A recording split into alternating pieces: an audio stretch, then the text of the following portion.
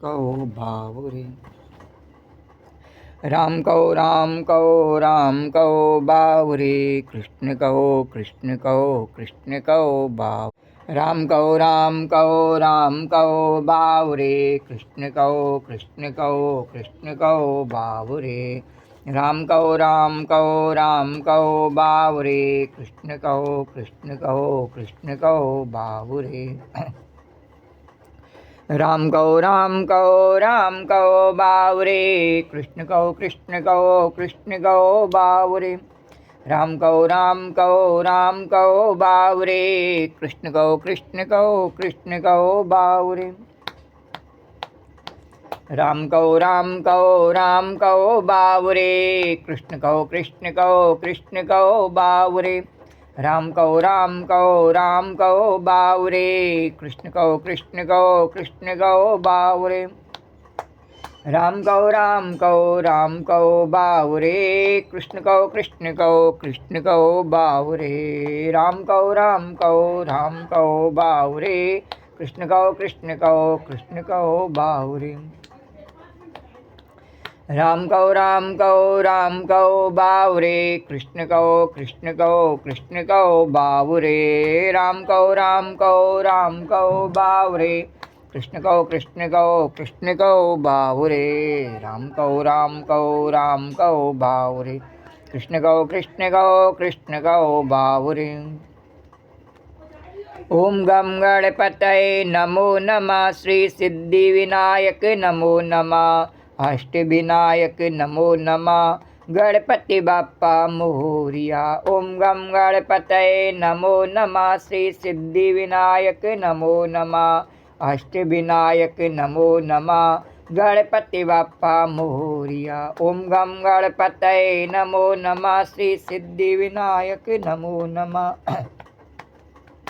अष्टविनायक नमो नमः, गणपति बाप्पा मोरिया। ओम गम गणपतये नमो नमः, श्री सिद्धि विनायक नमो नमः, अष्टविनायक नमो नमः, गणपति बाप्पा मोरिया। ओम गम गणपतये नमो नमः, श्री सिद्धि विनायक नमो नमः, अष्टविनायक नमो नमः, गणपति बाप्पा मोरिया।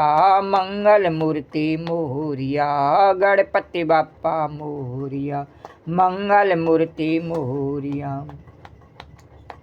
वक्रतुंड महाकाय सूर्यकोटि समप्रभा, निर्विघ्नं कुरु मे देव सर्वकार्येषु सर्वदा। तो राम कहो राम कहो राम कहो बावरे, कृष्ण कहो कृष्ण कहो कृष्ण कहो बावरे। राम कहो राम कहो राम कहो बावरे, कृष्ण कहो कृष्ण कहो कृष्ण कहो बावरे। राम कहो राम कहो राम कहो बावरे, कृष्ण कहो कृष्ण कहो कृष्ण कहो बावरे। ओम गम गणपतये नमो नमः, श्री सिद्धि विनायक नमो नमः, अष्टविनायक नमो नमः, गणपति बाप्पा मोरिया। राम कहो राम कहो राम कहो बावरे, कृष्ण कहो कृष्ण कहो कृष्ण कहो बावरे। राम कहो राम कहो राम कहो बावरे, कृष्ण कहो कृष्ण कहो कृष्ण कहो बावरे। राम कहो राम कहो राम कहो बावरे, कृष्ण कहो कृष्ण कहो कृष्ण कहो बावरे।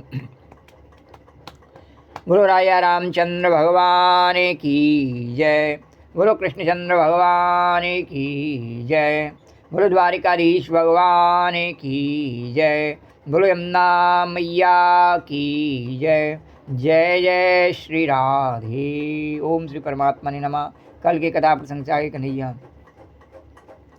कल की कथा प्रसंग में स्वामी अखंडानंद जी द्वारा वर्णित रास पंचाध्यायी प्रवचन के 38वें प्रकरण का वर्णन किया, उससे आगे 39वें प्रकरण का वर्णन उसी प्रकार भाव श्रद्धा के साथ में करेंगे। श्री राधे गोविंद, श्री राधे गोविंद, भज मन श्री राधे, श्री राधे गोविंद, श्री राधे गोविंद, भज मन श्री राधे। श्री राधे जय जय राधे, जय राधे जय श्री राधे। श्री राधे जय जय राधे जय राधे जय श्री राधे गोविंद श्री राधे गोविंद भज मन श्री राधे। तन्बानं संप्रदोषे नवरुचिता संपदं मादकत्वात् अद्वैतं नैव रागाधनुजवनयन् अद्भुतम भावचंदम। चंद्र हैं श्री कृष्ण चंद्र और उनके चारों ओर जो गोपियां हैं वे तारा हैं। आकाश में थोड़ा सा अंधेरा और धरती पर वह काला चांद नृत्य कर रहा है। बलगौर में एक बड़ी दिव्य पुस्तक है, उसका नाम है काला चांद। पुस्तक का नाम है बंगला भाषा में काला चांद। ये श्याम सुंदर पीताम्बरधारी भक्तजनों के हृदय में ध्यान का विषय देने वाले आज धरती पर गोपियों के साथ मिल गए। ताभी समेता भीरुदार चेष्टिता प्रिय क्षणोत्फुल्ल मुखी रक्षता। तारे न हो तो चंद्रमा की शोभा उतनी नहीं होती।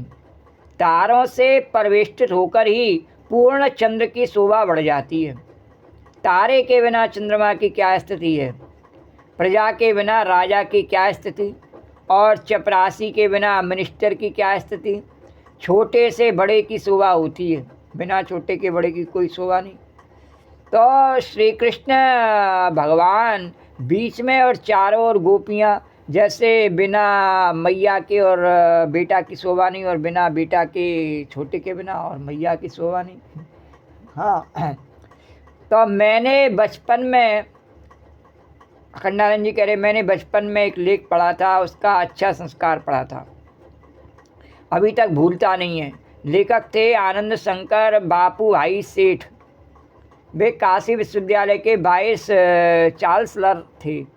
उन्होंने लेख में लिखा था कि प्रकृति तमोमयी है, अज्ञानमयी है, विद्या रूप है, माया रूप है, और इसमें ये जो जीव हैं वे तारे हैं और परमेश्वर चंद्रमा है।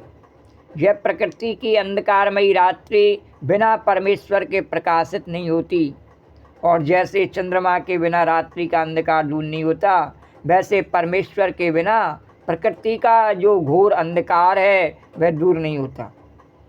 बोलो द्वारकाधीश भगवान की जय। तो बाद में बताया कि हमारा जो हृदय है वहाँ न सूर्य की ज्योति पहुँचती है न चंद्रमा की, और नहीं तो टार्च जला जला कर देखते कि हमारे या उनके हृदय में क्या है, किसी के हृदय की बात जान लेते। और टार्च की रोशनी तो वहाँ पहुँचती नहीं, आँख से नहीं दिखता है, क्योंकि आँख में तो सूर्य की रोशनी काम करती है, मन में चंद्रमा की रोशनी काम करती है, वाणी में अग्नि की रोशनी काम करती है। अब हृदय में दिखे तो कैसे दिखे। तो हमारे हृदय में एक और घोर अंधकार और अमावस्या का छाया हुआ है, और ये जो मनोवृत्तियों की रोशनी है उनकी टिमटिमाहट ऐसी है जैसे एक दिया इधर जला और उधर जला, तो खद्योत यानी जुगनू की तरह। तो जब तक श्री कृष्णचंद्र हमारे हृदय में प्रकट नहीं होंगे तब तक हृदय का अंधकार दूर नहीं होगा। तब लग हृदय बसत खल नाना। तो कहा भाई आओ अकेले चंद्रमा प्रकट हो जाएं। बोले नहीं, हृदय में ऐसे चंद्रमा प्रकट नहीं होती, तो उनके लिए प्रेम चाहिए, और प्रेम बात बनाने से नहीं होता। वाणी का देवता है अग्नि, आपको मालूम होगा। तो ये जो जीव है नहीं, इसके पीछे आग जल रही है तब आवाज़ निकलती है। बोलो द्वारकाधीश भगवान की। जिसकी आग सील गई है उसकी आवाज़ नहीं निकलती है। बोलो द्वारकाधीश भगवान की। बुरी बात में भले ही निकल जाए उसकी आवाज़, पर भगवान का जयकारा लगाना हो, जय माता की करनी हो, हाँ, तो उसकी आवाज़ नहीं निकल पाती है, तो उसकी आवाज़ नहीं निकलती। तो ये तो कोशिश करके मीठा मिलाना पड़ता है। तो खाली बात बनाने का नाम प्रेम नहीं है। हृदय में होता है प्रेम, तो प्रेम चंद्र का जब उदय होता है तब उसका अनुभव शरीर में शीतलता और आह्लाद के रूप में और कर्म में सेवा के रूप में प्रकट होता है। आह्लाद, शीतलता और सेवा, प्रेम इन्हीं रूपों में प्रकट होता है। तो हृदय में प्रेम होता है तो वाणी में, कर्म में, सब बातों में प्रकट होता है ही नहीं तो नहीं होता। तो आकृष्टो रक्ष विष्णुम हृदय विधो मणिग्रावणम वक्रमाणम। श्री राधा कृष्ण का जो प्रेम है वह चंद्रमा है।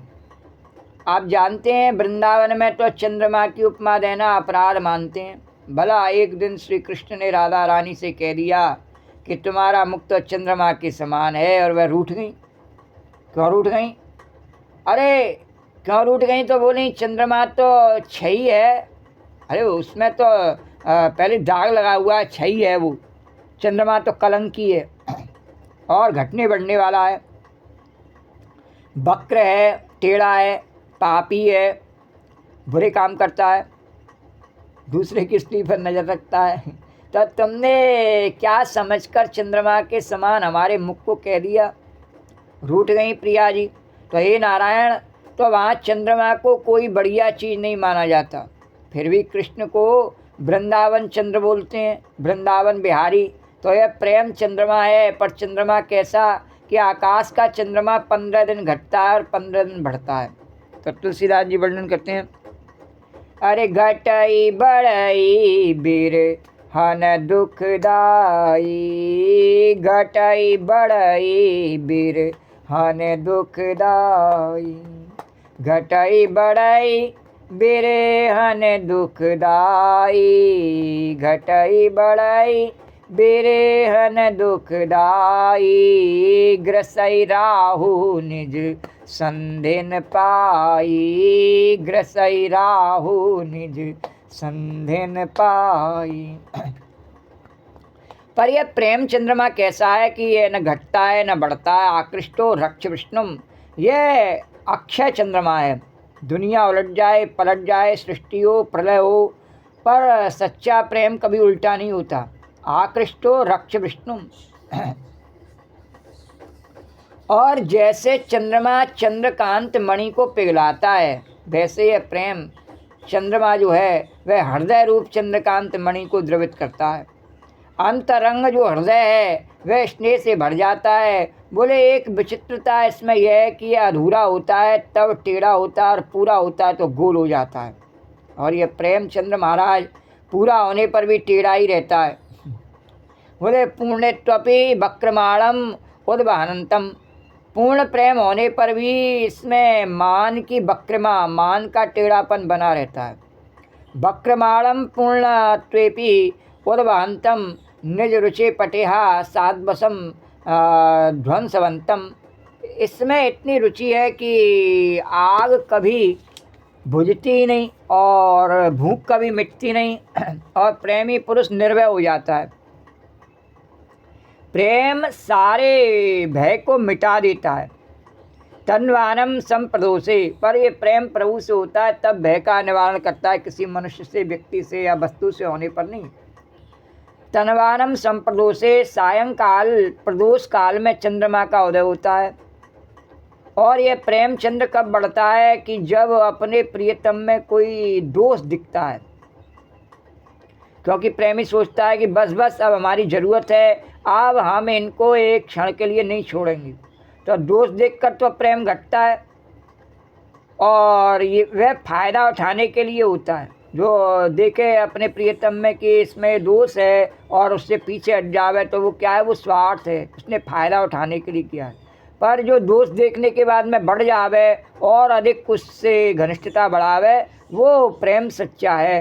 तो दोष देखकर जो प्रेम घटता है वह फ़ायदा उठाने के लिए होता है। भला देखा भगवान का प्रेम कैसा है, भगवान स्वयं बता रहे हैं, करऊँ सद्य तो ये साधु समाना, जब तक मैं तुझे साधु नहीं बना दूँ तो मेरे प्रेम करने का क्या लाभ। तो मैं संसार की तरह से नहीं कि अगर उसमें दोष हो तो मैं छोड़ दूँ, नहीं, दोष सहित अपनाता हूँ मैं। दोष तो मेरे अपनाने के बाद में रहते नहीं हूँ।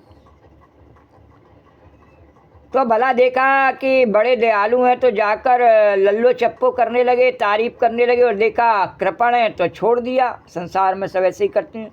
तो उनके स्वार्थ सिद्धि में कोई बाधा पड़े तो छोड़ देंगे, मगर प्रेम तो दोष देखकर और बढ़ता है। भगवान कहते हैं नहीं, मैं तो दोष देख लेता हूँ अपने भक्त में, नारद जी में देख लिया तो और अधिक प्रेम करता हूँ। भले ही वो मेरे को श्राप दे ले, मैं बाद में। बोलो द्वारकाधीश भगवान की। तो सच्चे प्रेम में दोष दृष्टि होती नहीं। एक दोष बताओ तो प्रेमी उसके 1000 सफाई दे देंगे। बोले नहीं, हमारे प्रियतम में कि दोष है ही नहीं। कहेंगे तुम उनकी परिस्थिति को देखो। जैसे हनुमान जी से माता जानकी कहती हैं, सहजवान सेवक सुखदायक, कवों की सुरत करत रघुनायक, कवों नैनमन शीतल ताता, हुई श्यामृत गाता, बचन न आव नैन बरे बारी, आ ना तो निपट बिसारी।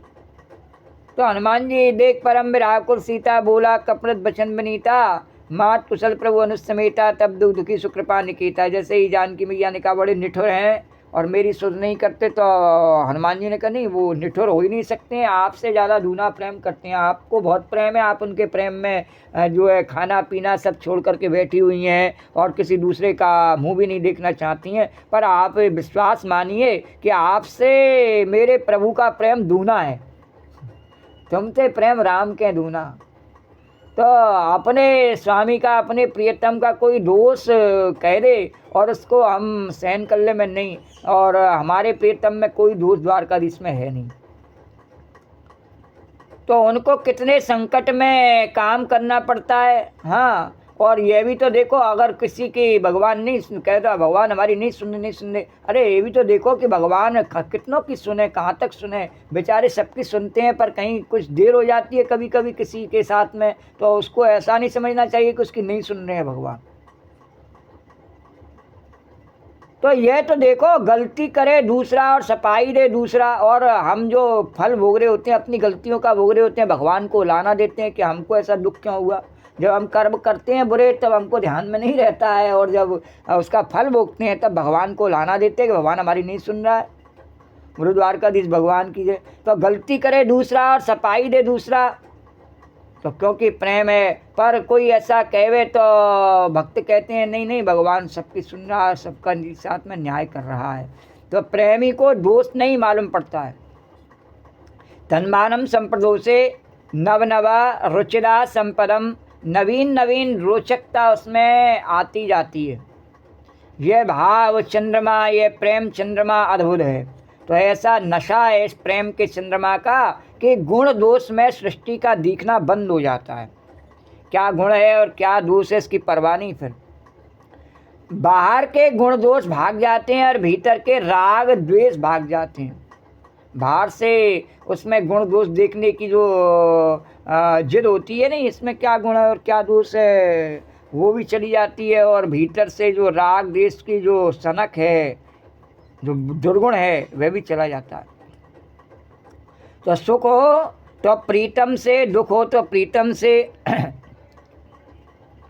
गाली दे तो प्रीतम, तारीफ करे तो प्रीतम, और मारे तो प्रियतम, और जिलावे तो प्रियतम। तो अद्भुत भाव चंद्रम। तो ये भाव का जो चंद्रमा है, प्रेम का जो चंद्रमा है, अद्भुत है। आकाश में तारों से घिरे हुए चंद्रमा और दूसरी तरफ धरती में गोपियों से घिरे हुए श्री कृष्ण। वर्णन करते हैं, बैरोचतेणांक वोडुभिर्वृतो। जैसे तारों की वजह से चंद्रमा की शोभा बढ़ जाती है, वैसे ही गोपियों की वजह से श्री कृष्ण की शोभा बढ़ी घटी नहीं। अब एक बात समझो, वेदांती कहेगा कि एक कृष्ण और अनेक वृत्ति, यहाँ तो द्वैत हो गया। और योगी कहेगा कि वृत्तियों का निरोध ही नहीं हुआ। और ये महाराज तो नए साधक लोग हैं, वे कहेंगे यहाँ तो बड़ी भीड़ भाड़ है। अरे बाबा, अभी तुमको मज़ा नहीं आया। तो जिसका आनंद निरावरण हो गया, उसको एकांत में भी आनंद है और भीड़ में भी आनंद है। उसके लिए भीड़ और एकांत में क्या अंतर है रे? जब ज्ञान हो गया तो चाहे भीड़ में रहें चाहे एकांत में रहें, सब जगह एकांत है। क्योंकि जब सब जगह कृष्ण है, सब जगह राम है, सब जगह शिव है, कोई और है ही नहीं, प्रभु ही है सब जगह, तो फिर एकांत ही है सब जगह, एक ही है। तो अभी तुमको मज़ा नहीं आया। जिसका आनंद निरावरण हो गया हो, उसको एकांत में भी आनंद है और भीड़ में भी आनंद है। और जिसका आनंद अभी निरावरण नहीं हुआ है, निरावरण का भगवान कह रहे, कन्हैया कह रहे, गोपी अपनी भाषा में करना, वो मतलब नंगा हो गया हो।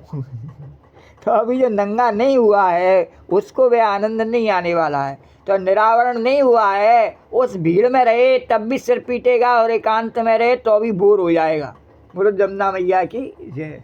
उसको आनंद नहीं आने वाला है, चाहे वो भीड़ में रहे और चाहे वो एकांत में रहे, चाहे वो अपने पूरे परिवार के साथ में रह ले तो भी एकांत तो भी उसको आनंद नहीं आवेगा। और अकेलेपन का भी भगवान उसको सुख दे दे में कि 8 घंटे उसको अकेलेपन का भी दे दे में तो उसको उसमें भी कोई सुख नहीं आ रहा। बोलो द्वारकाधीश भगवान की।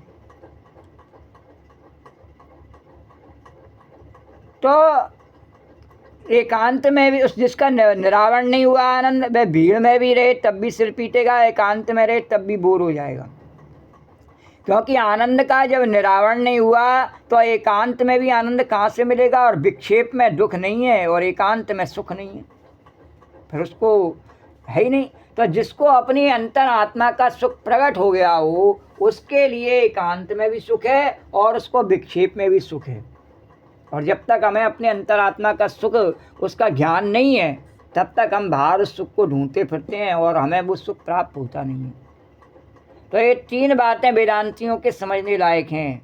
एक, आकृतियों के भेद से सत्ता में भेद नहीं होता। आकृतियों के भेद से सत्ता में भेद नहीं होता। भगवान कह रहे जरा स्पष्ट करना गोपी। तो आकृति के भेद ऐसे जैसे बल्ब है, ये पंखा है, ये टेलीविज़न है, ये फ़ोन है, और ये मिक्सी है, ये वॉशिंग मशीन है, ये फ्रिज है, ये कूलर है, ये एसी है। ये आकृति अलग अलग। और इनकी सत्ता क्या है? सत्ता इनकी बिजली है। सबकी सत्ता बिजली है। बोलो द्वारकाधीश भगवान की। तो उसमें बिना बिजली के चाहे इनकी आकृति कुछ भी हो, ये कुछ काम की नहीं है। इनकी सत्ता उसी से है। ऐसे ही संसार में जितनी भी आकृतियां हैं सब माया की हैं, झूठी हैं, और उनकी सत्ता जो है वो कन्हैया की, कृष्ण की है, राम की है सत्ता। उसके बिना वो सब बेकार हैं, कोई उनका मूल नहीं है। तो आकृतियों के भेद से सत्ता में भेद नहीं होता है, पहला। दूसरा, आकृतियों के भेद से चेतन में भेद नहीं होता। और जो भीतर रहने वाली शक्ति सब आकृतियों में एक ही है, उसमें भी कोई भेद होता नहीं है। और हजार भोक्ता और हजार भोग्य होने से भी आनंद में भेद नहीं होता है। हजारों व्यक्ति उसका सुख ले में कहीं उसमें बड़ी चौराहे पर पंखा लगा हुआ है, जैसे रतन कुंड में हमारे में लग रहा है, बड़ा पंखा लग रहा है नहीं पंखा। तो उस पंखे का सुख जो है नहीं, चाहे हजारों व्यक्ति ले में तो हजारों व्यक्तियों के ऊपर उसका समान सुख होता है, कोई अंतर नहीं आता। बोलो द्वारकाधीश भगवान, उसमें कोई कमी नहीं आती है। तो हजार भोक्ता हजार भोग्य होने से भी आनंद में भेद नहीं होता। ऐसा नहीं है कि उसके सामने कोई धनवान जावे तो उसको ज़्यादा हवा देवे और गरीब जावे तो उसको कम हवा, नहीं, उसमें कोई आनंद में भेद नहीं है। तो अरे ऐसे समझो कि भोग चाहे दुखात्मक मालूम पड़े और चाहे सुखात्मक मालूम पड़े, आनंद में भेद नहीं है। बोलो द्वारकाधीश भगवान की जय। चाहे वृत्ति रसात्मक मालूम पड़े, चाहे द्वेषात्मक मालूम पड़े, रागात्मक मालूम पड़े, और चाहे द्वेषात्मक, चेतन में भेद नहीं है। क्योंकि जिसे अच्छा लगा और बुरा लगा वह शक्ति तो एक ही है, उसमें कोई भेद नहीं है। तो चाहे क्रिया पापात्मक मालूम पड़े चाहे पुण्यात्मक, सत्ता में भेद नहीं है। किसकी शक्ति से किया, पाप किया या पुण्य किया, एक ही शक्ति से किया। जाके बल्लभ लिस्ते जितो चराचर जात। तो क्रिया के भेद से सत्ता में भेद नहीं है, और राग द्वेष के भेद से चेतन में भेद नहीं है, और सुख दुख के भेद से आनंद में भेद नहीं है। यह बात महात्मा के पास बैठकर सीखनी पड़ती है। बोलो द्वारकाधीश भगवान की जय। यह किताब में पढ़ने से मालूम नहीं पड़ती है। और भगवान कह रहे गोपी किताब में पढ़ने से मालूम पड़ जाए, नहीं पढ़ सकती। तो किताब ले जाओ, जिसको चाहिए पढ़ लो और समझ लो।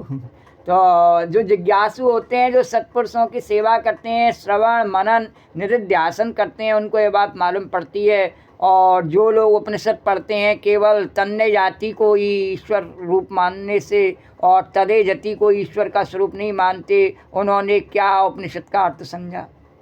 तदे यति तब्रयति तद्दूरे तदवंतके तदंतरस्य सर्वस्य तदु सर्वायाश्च बाह्यता। यह उपनिषद ही नहीं मंत्र संहिता है, शुक्ल यजुर्वेद संहिता का 40वां अध्याय है। इसको आर्य समाजी भी मानते हैं।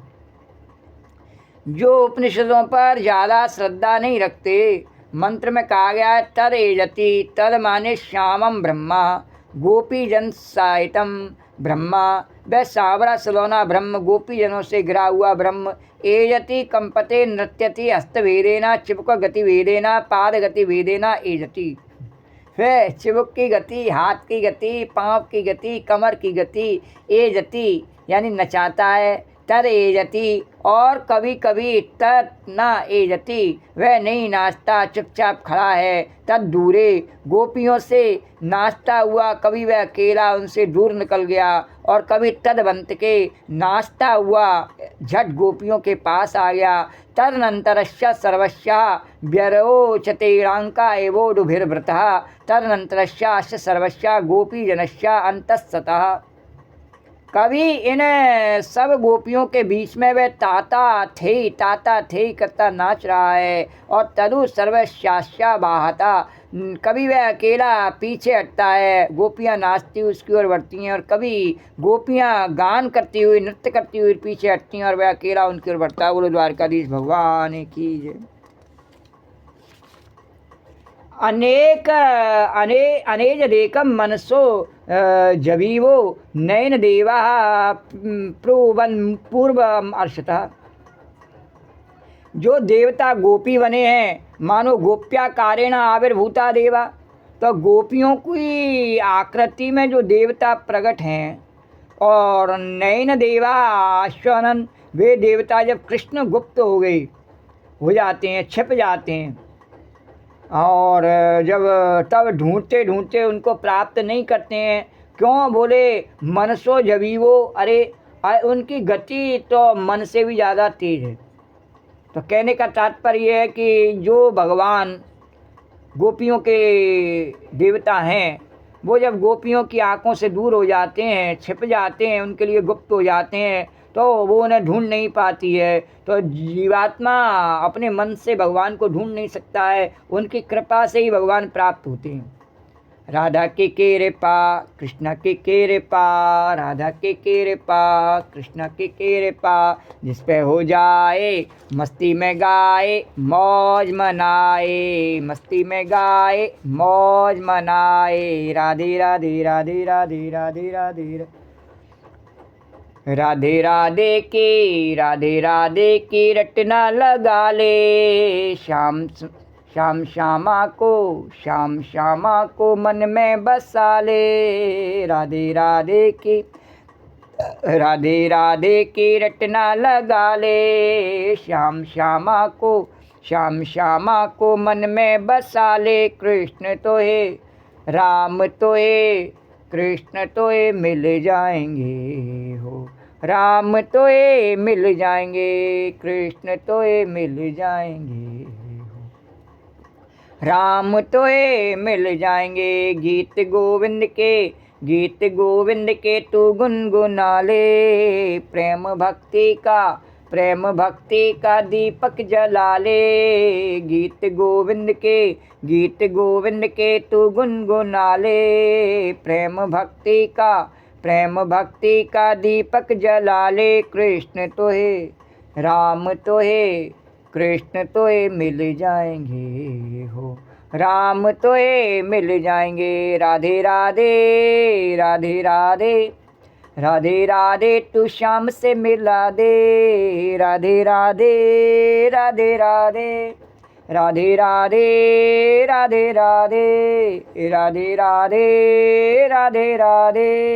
राधे राधे तू श्याम से मिला दे, कृपा हम पर कर दे। श्यामा तेरे गुण गाएं, यही हमको भर दे। श्यामा तेरे गुण गाएं, यही हमको भर दे। राधे राधे,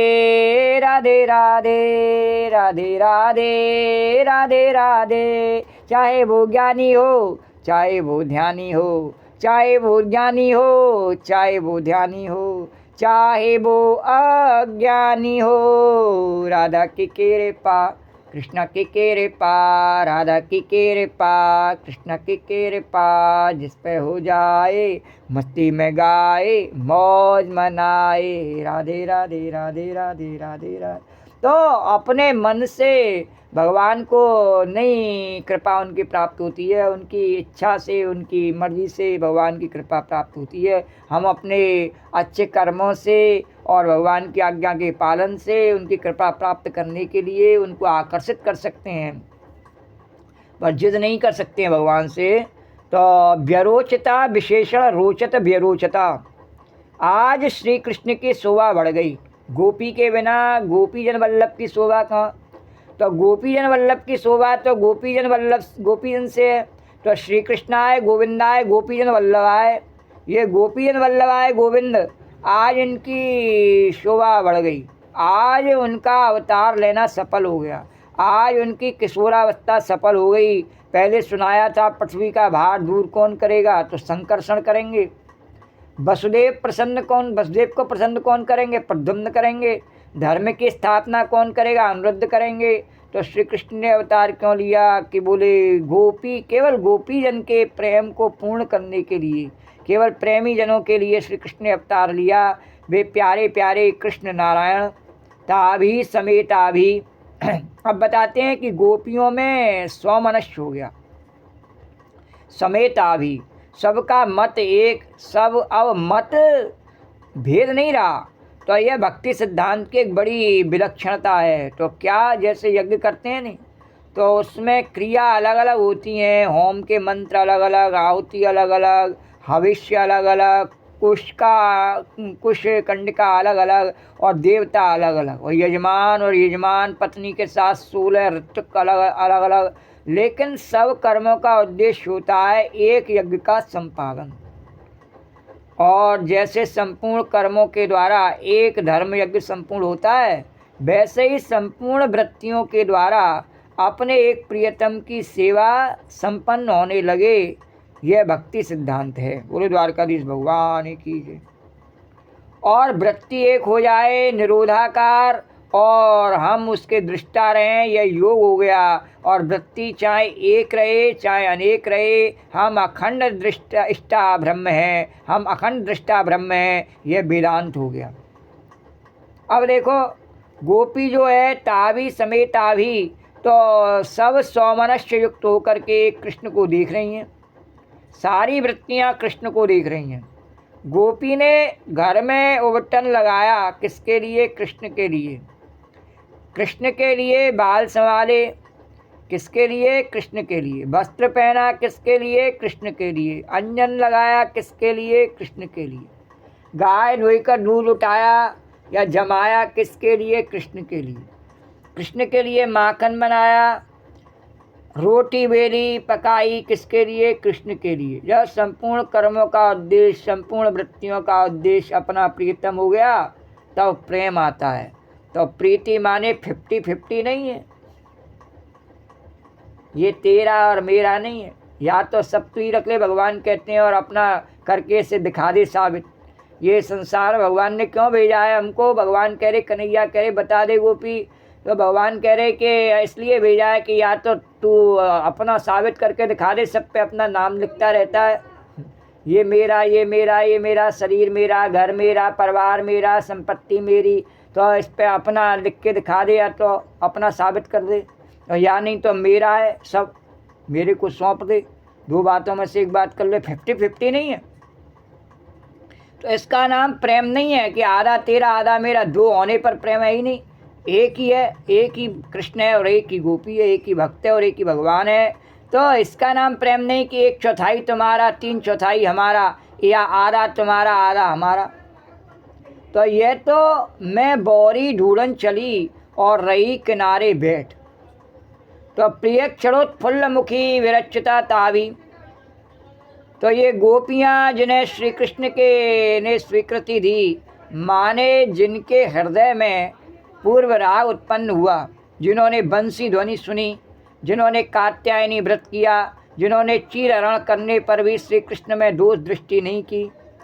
तो भागवत में ये बात बिल्कुल स्पष्ट है। ताना व्यसूयन प्रिय संग निर्वृता। चीरहरण करने पर भी श्री कृष्ण के प्रति दोष वृत्ति किसी गोपी की नहीं हुई। तो जिसके लिए गोपियों ने धर्म का, अर्थ का, काम का, मोक्ष का परित्याग किया, और तो और श्री कृष्ण के कहने पर भी कि तुम घर लौट आओ और अपने धर्म का पालन करो, घर नहीं लौटी। लौट जाओ, जाओ, भगवान ने खूब धक्का दिया, नहीं लौट। और गुरु जी के उपदेश नहीं सुना। भगवान उनके कृष्ण बंदे जगत गुरु, उनके गुरु थे। तो जिनके गुरु भी श्री कृष्ण और गति भी श्री कृष्ण, फिर भी नहीं माने भगवान।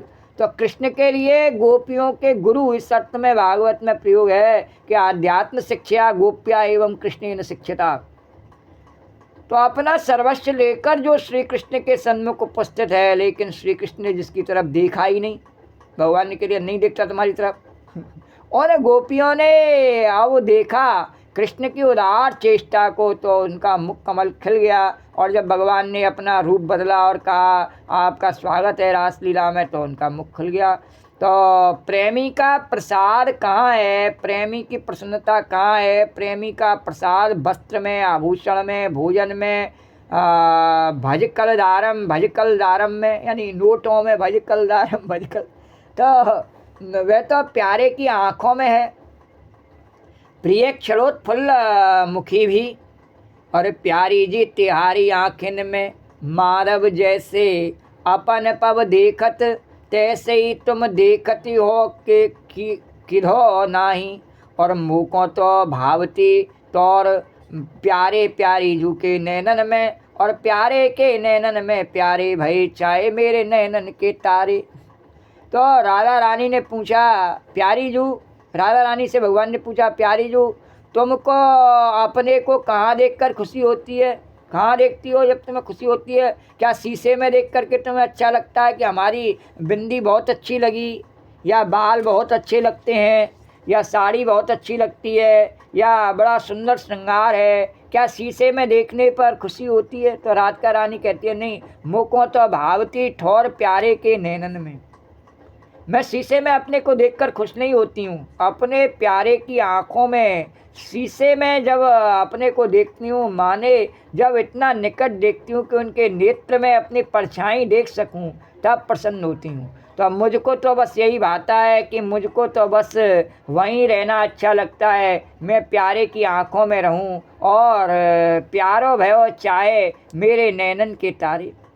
बोलो द्वारकाधीश भगवान कीजिए। तो भगवान कह रहे, कन्हैया कह रहे, प्रेमी बड़े बड़े दावा करने वाले हैं कि हमेशा हम तो मुख देखते ही रहते हैं, जरा हमको जवाब नहीं देना है। भगवान कह रहे तुम्हारे को भी नहीं देना है गोपी जवाब, अपने मन में ही जवाब दे लें कि बता मैं कि बहुत सारे प्रेमी भी रहते हैं जहाँ पे पति पत्नी भी रहते हैं और बड़े बरसों से जोड़ा बना के रहते हैं। तो उनसे एक बात पूछनी है, हमें जवाब नहीं देना, अपने आप को देना है कि ऐसे आँखों में एक दूसरे को कितनी बार देखते हैं और कितनी बार जीवन में देखा है। बोलो द्वारकाधीश भगवान की है। तो प्यारो भयो चाहे मेरे नैनन के तारे। तो वे महाराज ब्रज के जो रसिक हैं उनका भाव बड़ा विलक्षण है। कह नहीं, ये इसलिए कहा भगवान ने कि कह तो सब देते हैं कि मेरा प्रियतम है वो कृष्ण है, मेरी प्रियतमा है वो राधा है, कहने के लिए तो सब कह देते हैं हाँ, पर भगवान कह रहे जरा बता दे कि आँखों में देखने का हमारा जैसा प्रेम ऐसा किसका है। तो कृष्ण चाहते हैं कि प्रिया जी की आँख में जो काला तिल है मैं बन कर रहूं, और प्रिया जी चाहती हैं कि प्यारे की आँख में तिल बन के मैं रहूं। प्रिय क्षणोत्फुल्लमुखी, प्रिय क्षण का दो अर्थ होता है, प्रियश्या ईक्षणम, प्रिय क्षणम। तो इसमें प्रियश्य में जो षष्ठी है वह कर्म में भी और कर्ता में भी दोनों में चलती है, इसलिए प्रिय का देखना और प्रिय को देखना दोनों अर्थ प्रिय क्षण का है। प्रिय कर्तुकम यत्र ईक्षणम अथवा प्रिय कर्मकम यत्र ईक्षणम, हम देखें प्यारे को और प्यारे देखें हमको। तो प्रिय शब्द का संस्कृत में अर्थ होता है तृप्ति। प्रिय तर्पणे से, जिसके दर्शन से तृप्ति हो वह है प्रिय। तो गोपियों का मुख है कमल और प्रिय के दर्शन मात्र से ही वह मुख कमल उत्फुल्ल हो गया, खिल गया। तो जब तक श्री कृष्ण ने गोपियों की ओर नहीं देखा तब तक उदास भगवान जब तक कहते रहे जाओ जाओ भागो, अनुत्फुल्ल कुमलाई हुई थी, और जहाँ श्री कृष्ण ने देखा वहीं उत्फुल्ल। तो कहते हैं कि उनको देखकर जो चेहरे पर आ जाती है रौनक, क्या, उनको देखकर जो चेहरे पर आ जाती है रौनक, उनको देखकर जो चेहरे पर आ जाती है रौनक, उनको देखकर जो चेहरे पर आ जाती है रौनक, तो वे समझते हैं कि बीमार का हाल अच्छा है। अरे संसार में, इसका कहने का मतलब ये है शायरी का कि संसार में बहुत सारे दुख हैं, कष्ट हैं, लेकिन जब हम अपने भगवान का, प्रियतम का दर्शन करने उनके सामने उपस्थित होते हैं और उनका गुणगान प्रसन्नतापूर्वक करते हैं, तो हमारी मुस्कुराहट को देख करके भगवान जान जाते हैं कि बीमार का हाल अच्छा है, और तभी भगवान को अच्छा लगता है। शिकायत करना कन्हैया को अच्छा लगता नहीं है, क्योंकि भगवान स्वयं कहता है कि जब मैं भी मनुष्य बन के आता हूँ तो अनेकों प्रकार के सुख दुखों का सामना करता हूँ, तो शिकायत नहीं करता हूँ। तो मेरे भक्त को भी शिकायत न करने का ही धर्म अपनाना चाहिए। अगर उसने शिकायत करना नहीं छोड़ा तो कुछ भी त्याग नहीं किया जीवन में, और शिकायत ही करता रहे वह मेरे से ये नहीं वो नहीं, तो उसने कुछ नहीं छोड़ा और कोई व्रत नियम अनुष्ठान उसने पूरा नहीं किया। हमेशा मेरे से मांगता रहे और शिकायत करता रहे, तो ठीक है, मैं तो उसकी मांग भी पूरा कर सकता हूँ और शिकायत भी दूर कर सकता हूँ, पर उसको अपने रास में नहीं बुला सकता हूँ। बोलो द्वारकाधीश भगवान की। तो हंसते हैं उनको देखकर, पर वे समझते हैं कि पहले से ही वे हंस रहा है, माने हमारी बीमारी तो कभी उनकी समझ में आती नहीं। तो ये प्रेमियों का हमेशा से ही उलाहना है। तो धर्म की दृष्टि में, मीमांसा की दृष्टि में, दर्शन शास्त्र की दृष्टि में, ब्रह्म और धर्म के निर्णय की दृष्टि से संस्कृत भाषा हमेशा से परिपूर्ण रही है। लेकिन संस्कृत भाषा में प्रेम की बहुत सी बातें मुसलमानी जमाने के बाद आई हैं। जैसे सनातन गोस्वामी और रूप गोस्वामी श्री चैतन्य महाप्रभु के पास आने से पहले नवाबों के यहाँ दीवान थे, और वे उर्दू फारसी के बड़े जानकार थे, और जिसमें प्रेम साहित्य का विपुल भंडार था। उससे प्रेरित होकर भी उन्होंने संस्कृत भाषा में प्रेम का इतना साहित्य लिखा है कि देखकर आश्चर्य हो जाता है। तो हमारा यह मतलब नहीं कि उनका सारा प्रेम साहित्य उर्दू फारसी से आया है। हमारा अभिप्राय ये है कि सब साहित्यकार, सब साहित्यों पर जो समय का प्रभाव पड़ता है, तो समय की एक मांग होती है, और जो साहित्य में परिलक्षित होती है। जैसे मध्यकालीन में हमारी कितने संत हुए, तुलसीदास, सूरदास और सभी वृंदावनी संत हैं, उन सबके साहित्य में तत्कालीन परिस्थितियों का प्रभाव दिखाई देता है। तेरी याद ने जो दिल में दर्द दिया, तेरी याद ने जो दिल में दर्द दिया, कुछ ऐसा मज़ा मैंने उसका लिया, कुछ ऐसा मज़ा मैंने उसका लिया। तेरी याद में जो दिल में दर्द दिया, तेरी याद में जो दिल में दर्द दिया, कुछ ऐसा मज़ा मैंने उसका लिया, कुछ ऐसा मज़ा मैंने उसका लिया। क्या कि न करूं न करूं न करूं मैं दवा, न करूं न करूं न करूं मैं दवा, और मैंने खाई है अब तो दवा की कसम। द्वारकाधीश भगवान की। तो अब प्रेम में जो दर्द होता है वह भी मीठा लगता है, इसलिए अब इसकी भी दवा नहीं करेंगे। लेकिन लौकिक प्रेम का वर्णन करना दूसरी बात है, और यह जो आत्म प्रीति है, ईश्वर का प्रेम है, वह दूसरी चीज़ है। तो भगवान कह रहे गोपी बताना, इस प्रेम में क्या है कि लौकिक प्रेम में तो बड़े कान लगा के आदमी सुनता है, और इस प्रेम में तो उसको भूरियत आ सकती है, दूर भाग जाता है। बोलो द्वारकाधीश भगवान की, या नींद आ जाएगी, सो जाएगा। तो और महाराज, ये दुनियादारी का जो प्रेम है, ये तो बहुत मामूली चीज़ है, इसमें नींद भी नहीं आती है। बोले भगवान कह रहे, कन्हैया कह रहे नींद भी आ जाती है, तो हमारा प्रेम का प्रसंग फायदेमंद है। तो एक दिन मैंने दुनिया का प्रेम देखा नारायण। वृंदावन में जो हमारे वे प्रेमी लोग जो हमारे साथ रहते हैं, इन लोगों ने रसगुल्ला खाया, और रसगुल्ला खाकर उसके रस का दोना नीचे फेंक दिया। बोल द्वारकाधीश भगवान की। अब छोटे छोटे पिल्ले थे, उन्होंने आकर दोना चाटा, और चाटने के बाद उनके मुंह में भी रस लग गया। तब उन्होंने क्या किया कि एक दूसरे का मुंह चाटना शुरू किया। तो अपने जीव तो अपने मुंह पर वहाँ तक पहुँचे नहीं जहाँ तक रस लगा था, इसलिए वे अपना अपना मुंह एक दूसरे से चटावे।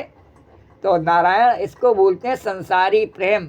कि तुम अपना मुंह हमको चटाओ और हम अपना मुंह तुमको चटावें। अभी पहले गोपी कहती है, ये भगवान कह रहे, कन्हैया कह रहे दोहरा दे। बोले हाँ, तो थूक चाटने की बीमारी है लोगों को संसार में, तो इसी को समझते हैं बड़ा भारी प्रेम है। वो रस तो जानते ही नहीं है, वो थूक को ही रस समझते हैं, बड़ा भारी। अरे यह प्रेम तो पशुओं में भी होता है, इसका नाम प्रेम नहीं है। प्रेम मुंह के बाहर रहने वाली चीज़ नहीं है, प्रेम दिल के भीतर रहने वाली चीज़ है और हृदय में रहने वाली चीज़ है। जो शरीर से बाहर टपक पड़े वो प्रेम नहीं है, वो रस नहीं है, वो तो थूक है, शरीर का विकार है। कप थूक होता है ना, वो विकार, मूत्र, वीर्य, पात, वो क्या है, सब विकार है शरीर का। तो शरीर का जो वास्तव में भगवत जो रस है वो कोई शरीर में से टपक जावे ऐसा तो है नहीं संभव, द्वारकाधीश भगवान की। पर संसार के लोगों को सुख वहीं तक मालूम है जहाँ तक उनके शरीर के अवयवों को वो जानते हैं कि ये क्या है शरीर में, ये अवयव, यही इसी में सुख है। बोलो द्वारकाधीश भगवान। जैसे हम भोजन करते हैं नहीं, तो इस जिब्या में जो लार होती है नहीं, उसमें सब स्वाद का ज्ञान होता है। उसके भीतर जब जाता है को और जिब्या से नीचे उतर के तो कोई स्वाद नहीं होता है, उसमें ज्ञान होता है। तो उसके कारण हमें लगता है ये खाओ वो खाओ, खट्टा है, चटपटा है, तीखा। तो उस ज्ञान के कारण से और अपने आप को मोहित कर लेते हैं और है कुछ नहीं। तो पशुओं में भी होता है ये प्रेम, तो इसका नाम प्रेम नहीं है, ये ज्ञान ही नहीं है उसका, तो उसका क्या प्रेम है। तो प्रेम मुंह के बाहर रहने वाली चीज़ नहीं है। यदि बाहर इतना स्वाद है, कहने का मतलब ये है कि जिब्या पर जब स्वाद इतना है तो भीतर जाने पर क्यों नहीं आया स्वाद। बोले द्वारकाधीश भगवान, तो उसमें वास्तव में कोई स्वाद नहीं है। तो प्रेम दिल के भीतर रहने वाली चीज़ है, हृदय के भीतर रहने वाली चीज़ है, ये हार्दिक वस्तु है। तो यदि प्रेम को वस्तु से नापोगे, तोलोगे कि आज उनके यहाँ से कितनी भेंट आई, कि आज कितनी देर उन्होंने पाँव दबाया, तो प्रेम वस्तु से, क्रिया से और तोला नहीं जाता। और जवानी जमा खर्च से भी प्रेम तोला नहीं जाता। तो प्रेम है हृदय की वस्तु, और वह जहाँ आता है वहाँ भला अपने प्यारे को देखकर आँख में उदासी रह सकती है, कभी रह ही नहीं सकती है। बोलो द्वारकाधीश भगवान। जिससे भगवान का नाम लेने में आनंद आता है, उसको चाहे वह नरक में हो, चाहे स्वर्ग में हो, चाहे कहीं भी हो, उसको तो हमेशा आनंद आता ही है। बोलो चाहे उसके पास में कुछ नहीं हो, चाहे बहुत कुछ हो, उसे आनंद आता ही है। बोलो द्वारकाधीश। और जिससे नहीं आता उसे, चाहे वह कहीं भी, उसके साथ भी वही बात, उसे कहीं नहीं आता। बोलो द्वारकाधीश भगवान की। तो ये तो अपने मन का, अपने स्वभाव का प्रश्न है, इसमें किसी दूसरे का लेना देना नहीं है। तो प्रेम में है हृदय की वस्तु, और जहाँ आता है वहाँ भला अपने प्यारे को देखकर आँख में उदासी रह सकती है कहीं। तो अपने प्यारे को देखकर रोम रोम खिल उठता है, कण कण फुदकने लगता है, एक एक संकल्प, एक एक वृत्ति नृत्य करने लगती है। नृत्य करना नहीं पड़ता है, प्रेमी की चाल का नाम नृत्य है। तो नृत्य कहाँ से निकलता है कि प्रेमी के पाँव से नृत्य की उत्पत्ति हुई है। यह संगीत, ये कविता कहाँ से निकली है कि प्रेमी की जीभ से संगीत और कविता की उत्पत्ति हुई है। प्रेम हृदय की वस्तु है, हाथ को वही चलाना है, पाँव को वही चलाता है, आँख को वही चलाता है। प्रेम और प्रियतम को देखकर चेहरे पर उत्फुल्लता न आए और मनहूसी छा जाए, उदासी रह जाए, यह संभव नहीं। तो प्रियतम के सामने जाकर तुम उदास होगे तो वह भी उदास हो जाएगा। बोलो द्वारकाधीश भगवान की जय। हम जैसे भाव से भगवान का दर्शन करते हैं नहीं, तो भगवान का मुखमंडल भी हमको वैसा ही दिखता है। हम बड़े दुखी होकर के भगवान को देखते हैं नहीं, तो हमें लगता है भगवान भी हमारे लिए दुखी हो रहे हैं। और हम प्रसन्नतापूर्वक देखते हैं तो भगवान भी हमें हंसते खेलते हुए और मस्ती से प्रसन्नतापूर्वक हमको और प्यार करते हुए दिखते हैं। तो हमें कैसे दर्शन चाहिए भगवान के। बोले द्वारकाधीश भगवान। जैसे संसार में हम लोगों से मिलते हैं नहीं, तो हम अपना नियम बनाते हैं नहीं, चाहे हमारे भीतर कुछ भी हो और बढ़िया टिप टॉप करके बढ़िया बनावटी। लोग ऐसा समझते हैं कि जो कथा करते हैं और जो बाल दाढ़ी बना के रहते हैं वो इस बात को जानते नहीं। हो द्वारकाधीश भगवान की, वो सब जानते हैं, पर जानने के बाद भी उसको मानते क्यों नहीं है? क्योंकि उसमें कोई सार नहीं है। अगर ऐसा करने से उसे कोई लाभ हो तो वो तुच्छ लाभ हैं, छोटे मोटे लाभ हैं, जिनके लिए उसको ऐसा करने की कोई आवश्यकता नहीं है। तो नारायण प्रिय क्षणोत्फुल्ल मुखी भी बोले, भाई गोपियाँ खुश हो गईं, क्योंकि श्री कृष्ण भी तो कुछ उदार चेष्टित हो गए, उनकी चेष्टा में उदारता आ गई। तो उदारता तो आ गई, लेकिन वे अच्युत हैं, इसलिए काम के वश में नहीं है। और गोपियों ने कहा हमारी कामना कैसे पूरी हो? तो अच्युत शब्द का यहाँ अर्थ है काम के वश में न होना। अज्ञानी स्वरूप से च्युत हो जाता है और परमात्मा स्वरूप से च्युत नहीं होता। आप आम जब पकड़ता है तो पेड़ में पकता है तो पेड़ में से टपक पड़ता है, उसको बोलते हैं च्युत हो गया। और श्री कृष्ण कैसे हैं कि ये अपने स्थान पर रहते हुए संपूर्ण भोग क्रिया में इनका आनंद अच्युत है, च्युत नहीं होता। तो संपूर्ण वृत्तियों का उत्थान और समाधियों में इनका चेतन अच्युत है। तो समस्त आकृतियों में, प्रकृतियों और विकृतियों में, क्रिया विक्रिया में इनकी सत्ता अच्युत है। तो यह मत कहो कि अपने सच्चिदानंद घन स्वरूप को छोड़कर श्री कृष्ण संसारी हो गए। अरे भाई, इनको संसारी बनने का सामर्थ्य किसी माया छाया में नहीं है बनाने का। तो उदार हास उनके हृदय में उदारता है, अपनी उदारता प्रकट करने के लिए भी कहा नहीं, अपनी कृपा प्रकट करने के लिए भगवान। तो उदारता का अर्थ क्या है कि एक बार की बात है, वृंदावन में एक माता आती थी, खंडान जी बता रहे कि एक माता आती थी, बाहर से वृद्ध थी। तो वे श्री उड़िया बाबा जी के महाराज के पास में जाती थी और श्रद्धा करती, प्रेम करती। एक दिन उनके पास में कोई साधु आए और एकांत में उनका और माता जी का कुछ संवाद हुआ। यह बाद में पता चला कि अमुक व्यक्ति के साथ उनका ऐसा संवाद हुआ। तो महाराज, एक ईश्वर वह है जो स्त्री को देखते ही आंख बंद कर ले कि हाय हाय, इसका कोई असर हमारे चित्त पर न पड़ जाए। माया आई, इसका नाम हो गया भीत ब्रह्म, यानी डरा हुआ। तो श्री उड़िया बाबा जी महाराज सुनाते थे कि एक बार मैं राम घाट में आकर रहने लगे, यानी कहने का मतलब था कि वो महात्मा है नहीं, तो वो वहाँ से भाग गया आश्रम से, उड़िया बाबा के आश्रम। बोले इसमें तो महिला है, तो भाग गया। तो श्री उड़िया बाबा जी महाराज सुनाते, एक बार मैं राम घाट में आकर रहने लगे तो कुटिया तो थी नहीं, ऐसे ही गंगा किनारे बालू पर बैठते थे। उस समय उनका ये नियम था कि स्त्री सामने ना आवे। तो वहाँ से ध्यान करते बैठते तो आसन उनका बड़ा पक्का था। जिन लोगों ने उनको देखा होगा, उनका गला नीचे को झुकता नहीं था, हमेशा सीधे रहते। चलते हुए, बैठते हुए, खाते हुए हमेशा गला झुकता ही नहीं था।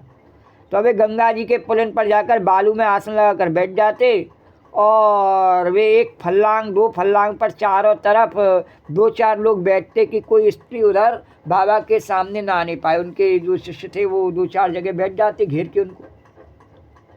तो वे कहते थे कि महाराज स्त्री का दर्शन नहीं करते हैं।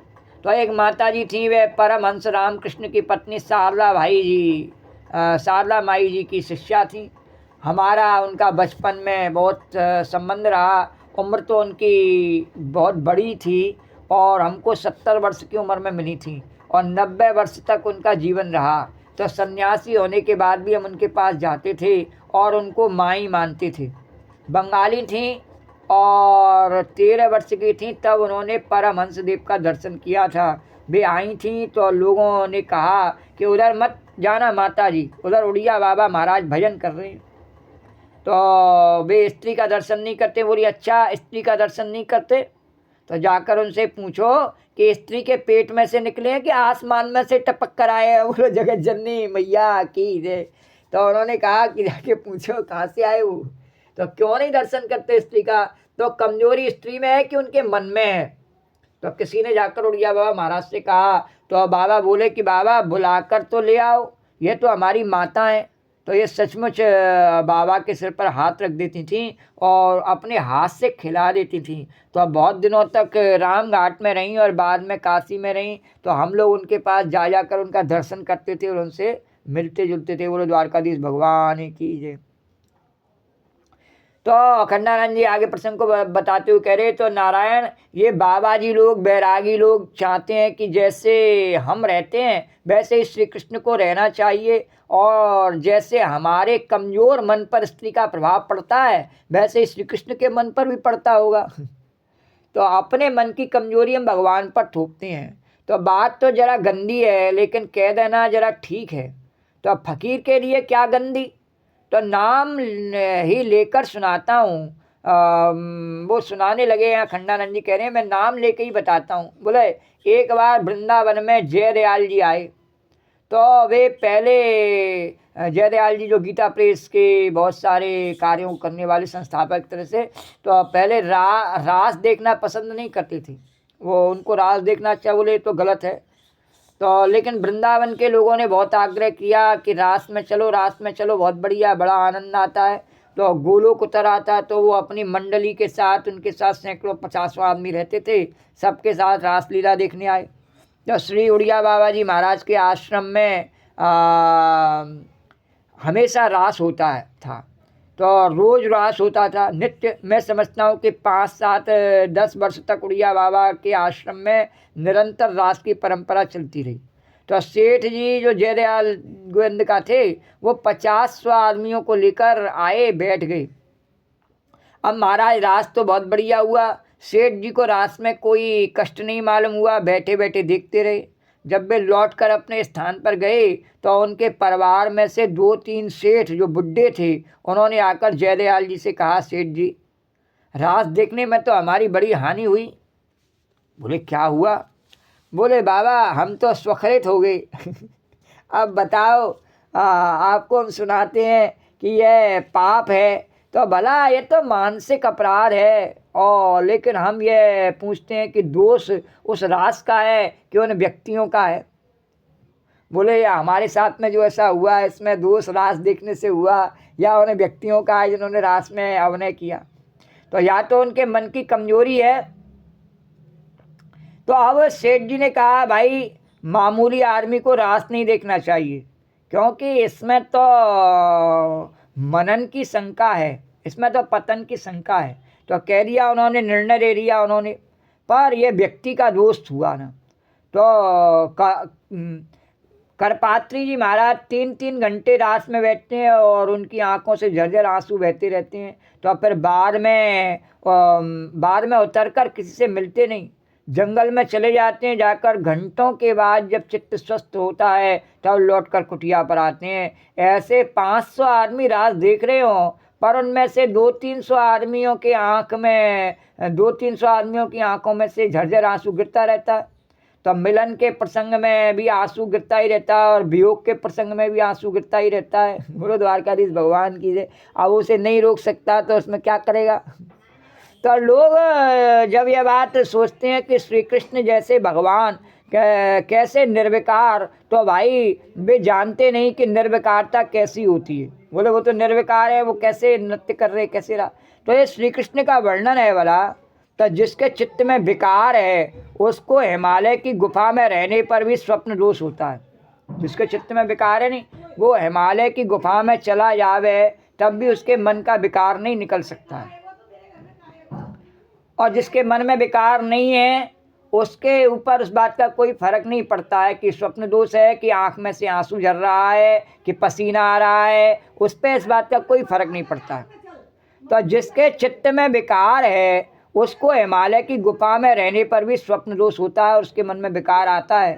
और जिसका मन निर्विकार है वह सड़क के चौराहे पर बैठता है और उसके मन में कभी विकार नहीं आता है। बोलो द्वारकाधीश भगवान की जय। तो ये श्री कृष्ण जो हैं ये कोई मनुष्य नहीं है, साक्षात भगवान हैं और अच्युत हैं, निर्विकार हैं, गोपियों के साथ नाचते गाते हुए भी उदार हास हैं। तो कई लोग मुस्कुराते भी हैं तो झेंपते भी हैं। बोले हंसी आई तो झेंप गई, परंतु श्री कृष्ण की मुद्रा में उदार हास का अर्थ है कि हास में उदारता है, उद्दीन है। हंसते हैं तो उनके दांत भी दिखते हैं, वो बिल्कुल शर्माते नहीं हैं इस बात से। हंसने की आवाज़ भी होती है। तो इसके कई भेद हैं। एक स्मित होता है कपोल लाल हो जाए, नाक भी लाल हो जाए, होठ भी थोड़े खिल जाएं, लेकिन दांत न दिखें। थोड़े दांत दिख जाएं, थोड़ी आवाज़ आ जाए, ये हसित व्यसित प्रहसित अत्यहसित अट्टहास, तो हंसी के बहुत सारे भेद होते हैं। इसका वर्णन श्रीमद् भागवत में है। तो भगवान हंसी अपनी मुस्कुराहट से गोपियों को प्रसन्नता दे रहे हैं और गोपियां उनकी मुस्कुराहट पर न्यौछावर हो रही हैं। इस झांकी का अपने हृदय में अवलोकन करते हुए, इस झांकी को अपने हृदय में बिठाते हुए भगवान की भक्ति और प्रेम में निमग्न होकर के और आज की कथा को यहीं विराम दे के राधे राधे करते हैं। और राधे राधे करने से पूर्व, कथा समापन से पूर्व, माता के अष्टमी और नवमी कन्या पूजन के अवसर पर और एक माता की भेंट में एक लांगुरिया उसको प्रस्तुत करने के लिए कन्हैया कह रहे कि मेरी योग माया के राधा रानी के निमित्त में एक लांगुरिया सुनाओ गोपी।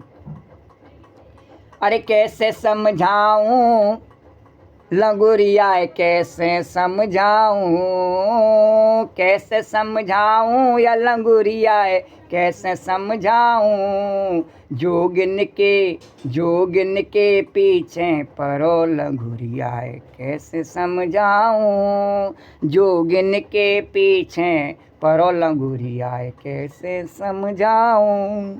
अरे कैसे समझाऊं लंगुरिया, कैसे समझाऊं, कैसे समझाऊं लंगुरिया, कैसे समझाऊं, जोगिन के पीछे परो लंगुरिया, कैसे समझाऊं, जोगिन के पीछे परो लंगुरिया, कैसे समझाऊं।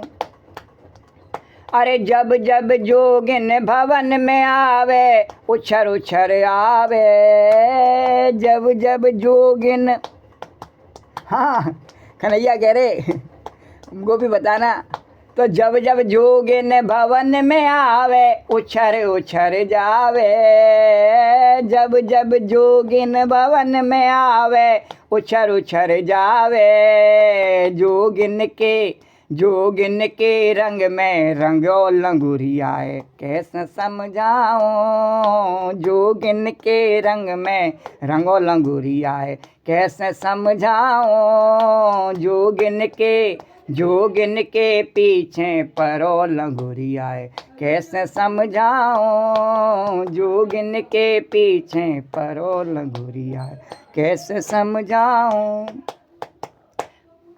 अरे नाच नाच के लांगुरिया ने पल्ले कर डारी, नाच नाच के लांगुरिया ने पल्ले कर डारी, नाच नाच के लांगुरिया ने पल्ले कर डारी, जोगिन के संग में रचो लंगुरिया, कैसे समझाऊं, जोगिन के संग में रचो लंगुरिया, कैसे समझाऊं, जोगिन के रंग में रचो लंगुरिया, कैसे समझाऊं, जोगिन के पीछे परो लंगुरिया, कैसे समझाऊं।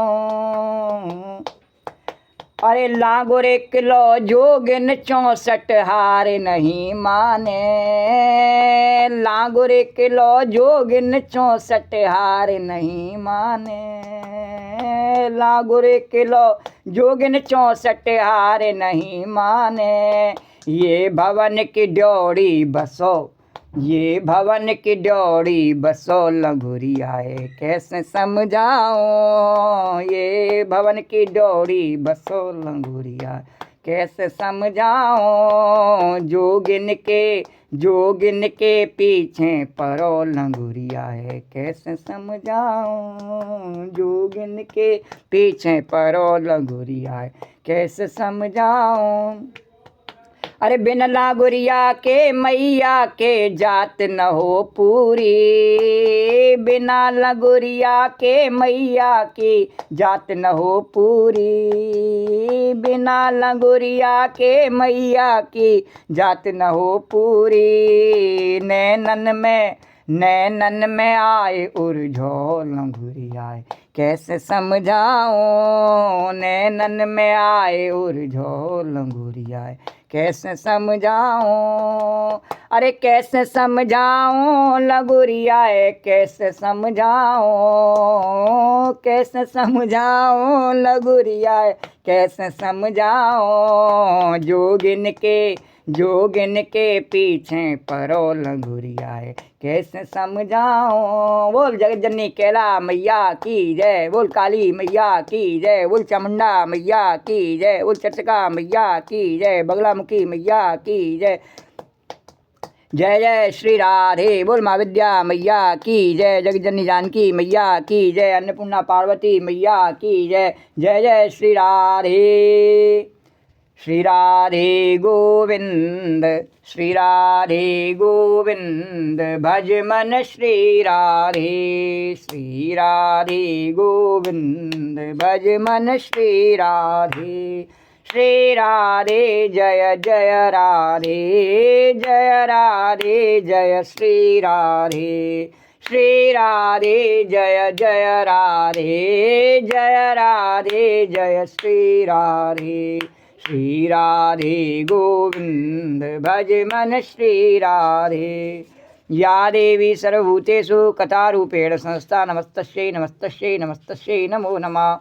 या देवी सर्वभूतेषु मातृरूपेण संस्था, नमस्तस्यै नमस्तस्यै नमस्तस्यै नमो नमः। नमो नमो ओम सर्वमंगलमांगल्ये शिवे सर्वार्थसाधिके शरण्ये त्र्यंबके गौरी नारायणी नमोस्तुते। नमो नमो दुर्गे सुख करने, नमो नमो अम्बे दुख हरने, निरंकार है ज्योत तुम्हारी, त्यों लोक फैली उजिया। सस ललाट मुख महाविशाला, नेत्र लाल भ्रुकुटे विकराला, रूप मात को अधिक सुहावे, धरस करत जन अति सुख पावे, तुम संसार शक्ति लौकी ना पालन हेतु अनुदन। अन्नपूर्णा हुई जगपाला, तुम ही आदि सुंदरी बाला, प्रलय काल सब नासन हारी, तुम गौरी शिव शंकर प्यारी, शिव योगी तुमरे गुण गामे, ब्रह्मा विष्णु तुम्हें रूप सरस्वती का तुम धारा, देश बुद्धि ऋषि मुनि नोवारा, धरो रूप नरसिंह को अम्मा, परगट वही पाड़ कर खम्मा, रक्षा कर प्रहलाद बचायो, हिरणाकुश को स्वर्ग पटा, लक्ष्मी रूप धरो जग माही, श्री नारायण अंग समा, क्षीर सिंधु में करत बिलासा, दया सिंधु दीजय मन आशा, हिंगलाज में तुम्ही भवानी, मैं मातव नहीं जाए बका, मातंगी धूमावत माता, भुवनेश्वरी बगला सुखदाता, श्री भैरव तारा जगतारणी, छिन्न बाल है दुख निवा, खे हरि वाहन सो भवानी, लागुर वीर चलत अगवानी, कर में खप्पर खड़ग बिराजे, जाको देख काल डरवा, सोए अस्त्र और त्रिशूला, जाते उठत शत्रु ही असूला, नगर कोट में तुम्ही विराजत, त्यों लोक में डंका बाजत, सम्मन सम्मदानव तमार,